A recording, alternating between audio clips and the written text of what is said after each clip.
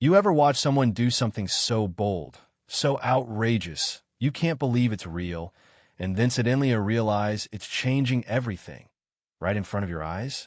That's how it felt the morning Jasmine Washington stood on the tarmac, arms wide, stopping a Boeing 747 dead in its tracks while a wall of security closed in and 50 passengers of color locked arms behind her, a living barricade against the weight of an entire system. Yeah, that happened. And let me tell you, none of us saw it coming, not even Jasmine herself. But you gotta understand how this story started, because courage like that doesn't just show up overnight.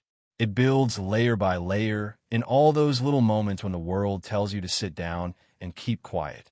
Jasmine, she'd flown 100 times before, first class, Navy blazer sharp as ever, always the only black woman up front, and always with that same script playing out. You know what I mean? This was supposed to be just another business trip Atlanta to Boston. Surgery waiting, governor's son, counting on her, except nothing about this flight was just another day. So there she is, seat 3A, watching flight attendant Heather float past with a tray of champagne flutes, serving the white passengers with that polished smile, eyes skating right over Jasmine like she wasn't even there. First time, Jasmine shrugs it off. Second time, she catches Heather's eye. "Could I get some water, please?" And Heather just breezes by, not even pretending to be busy, leaving Jasmine sitting there 20 minutes while a late white businessman in 2C gets his drink before his bag even hits the overhead. Jasmine, she's patient, she really is, but you could see the gears turning in her head when every little slight starts to add up. You know it's only a matter of time. "Is there a reason I haven't been served?" she asks, steady but not sharp, and Heather's smile turns cold. "We're busy preparing for takeoff. Please be patient like everyone else." From across the aisle, some corporate execrement leans in. No need for an attitude. The crew's doing their best, right? Because the worst thing a black woman can do on a plane is not smile enough, I guess. Anyway, that's when the captain comes on. Technical delay, folks, just a short wait. People settle in, but Jasmine overhears Heather and her buddy Tiffany near the galley. Always the same with these uppity passengers. Think they belong up here with us. Jasmine's stomach drops. That old, heavy feeling comes back, like you're wearing someone else's coat, and it's made of bricks. She starts recording with her phone quiet. Careful. You gotta get the receipts, right? By the time the drink cart rolls around again, Heather's face is tight. She hands Jasmine a coffee and, no joke, accidentally spills its scalding hot right into Jasmine's lap. "Oh, I'm so sorry." No hint of actual regret. Jasmine jumps up, the heat burning through her clothes. "Napkins, please." Heather moves on like nothing happened. Bradley, another passenger behind her, pipes up, "Ma'am, you're making a scene." Yeah, it's always the one standing up for herself that's the problem. That's when security rolls in. Air Marshal Calvin, uniformed and stony-faced, asks Jasmine to step off. "For what?" she asks. "We've received complaints of disruptive behavior," they say. She shows her medical credentials. "I'm a surgeon. I have a critical operation in Boston," but they're not having it. They grip her arm, hard. The walk down the aisle, the silence, the way nobody meets her eyes except the black passengers who've seen this before. Jasmine catches Heather and Tiffany smirking. That, right there, is humiliation dressed up as protocol. Once in the holding room, harsh lights overhead, Jasmine sits straight-backed in a metal chair, pretending like her world isn't tilting. She calls her colleague at Boston Memorial. "I've been removed from my flight, detained for questioning." Her patient's getting worse, but nobody in this airport seems to care. The airline manager comes in, talking about disruptive behavior, and Jasmine, ever the professional, calmly says, "I have video evidence." Davis, the officer, confiscates her phone. For security purposes. Of course. Jasmine's medical kit is on the plane to Boston, flying without her. She looks through the glass and sees more of the same people of color pulled aside, white travelers strolling through. At that moment, she flashes back to her father's old lesson. There will be times, Jasmine, when people treat you unfairly. You get to choose. Keep your head down or stand up for everyone who comes next. Either way, it takes guts. That memory is the fuse. After overhearing security joke about their quota, Jasmine feels something inside her click. She asks to use the restroom. In the mirror, her face is tight, but her mind is racing. Credentials in hand, she comes out and bluffs. I've been called for a medical emergency in the terminal. I have a legal obligation to respond. The officers hesitate just long enough. Jasmine slips into the crowd, pulls a second phone from her blazer or ace, and the whole text her sister. Removed for being black in first class. Post everywhere. In the shadows of a service corridor, she bumps into Darnell, a janitor who's seen everything in his 15 years at the airport. She tells him what happened. He nods. United, right? Not surprised. You're not the first, won't be the last. Turns out, there's a whole network of employees documenting this kind of discrimination. They bring Jasmine to a break room at the secret war room, and one by one, airline staff share stories and evidence. Coded emails, mishandled luggage, comfort levels for first class. It's systematic, it's cold. And now Jasmine isn't just a victim, she's the tip of a spear. They hatch a plan. Her sister uploads the video. It starts to go viral. Employees and passengers with similar experiences are brought in each story, adding fuel. They collect evidence, make contact lists, create a file nobody can ignore.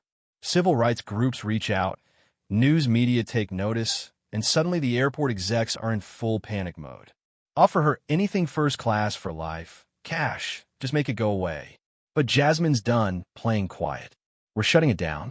All of it. The alliance forms. Zoe, the flight attendant with years of records. Terrence, the security guard with screenshots. Maya, the comms specialist who can hack the PA system. Keith for baggage. Each of them has skin in this game. The more they dig, the bigger the pattern becomes. What started with Jasmine is now a movement. More and more passengers step up, sharing story. Ace, a black exec bumped from first class. A Middle Eastern family searched over and over. An indigenous woman's bag ransacked for no reason. Word spreads. Passengers press against the terminal windows, holding homemade signs. Live streams bouncing all over social media. The hashtags trend, the execs scramble, and the crowd swells. Maya hacks into the PA system. If you've experienced discrimination, gather at the central atrium. It's time to be heard. People come, at first hesitant, then bold, each one adding their voice, their story, their outrage. When security demands the crowd disperse, Attorney Cooper steps up. This is a peaceful assembly. These travelers have the right to speak out. Airline execs try to negotiate, apologize, bribe. Jasmine stands firm. It's not about me. It's not about money. It's about the pattern. Maya projects the damning emails for all to see, and suddenly it's undeniable. No more lies, the crowd chants. News crews break through. The world is watching live. And here's the twist, the part nobody predicted.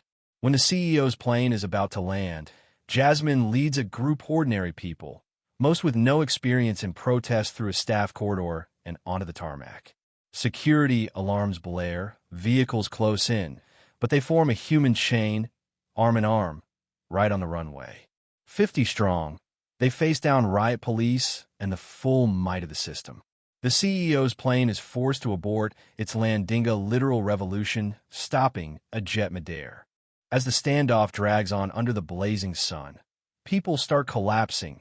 Some peel away for medical help, but those who remain dig in harder. Airline crews from other companies radio in support. Delta, American, flight crews refusing to cross the picket line, joining the resistance in their own way. Sympathy walkouts erupt in other cities. Social media explodes, stocks tumble, sponsors threaten to walk. The governor talks about calling in the National Guard. And still, Jasmine stands firm. We're not moving till Reynolds, the CEO, faces us and agrees to real change publicly, on the record. The pressure mounts. The system's usual weapon: silence, denial, isolation. They all fall flat when the whole world is watching. Eventually, Reynolds lands in a chopper, flanked by lawyers and PR. He tries to spin the narrative: isolated incidents, zero tolerance. You know the script, but Jasmine is done with words.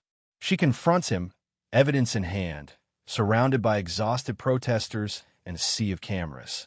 He hesitates. Legal admits admitting anything could destroy the company, but denial is now even more expensive.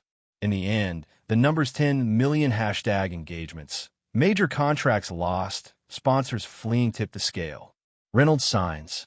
Public, binding commitments. Independent audit, anti-discrimination policies, a passenger advocacy office, and, most importantly, public acknowledgement of the failures. As the document's ink dries, a cheer breaks out in the terminal. Stranded passengers and workers press their hands to the glass, clapping, crying, hugging. The protest dissolves, not in defeat, but in victory. News helicopters capture the exhausted march back to the terminal not as trespassers anymore, but as the agents of transformation. Months later, Jasmine stands before a conference in D.C., no longer just a surgeon, but chairperson of the new Federal Transportation Equity Commission. She shares the numbers. Discrimination complaints down 68% across all major airlines. New oversight, better training, and for the first time, real accountability. Her allies, once just names in a breakroom know, shaping the entire industry. On her next flight, Jasmine sees the difference, the little things that add up to dignity. Anonymous manifests, diverse crews, genuine service. She sits in first class, and nobody questions her place. The captain says, "We're committed to equal treatment for all." She smiles, knowing what it took to get here. But if you think this story ends neatly, you're missing the point. Change is never one and done.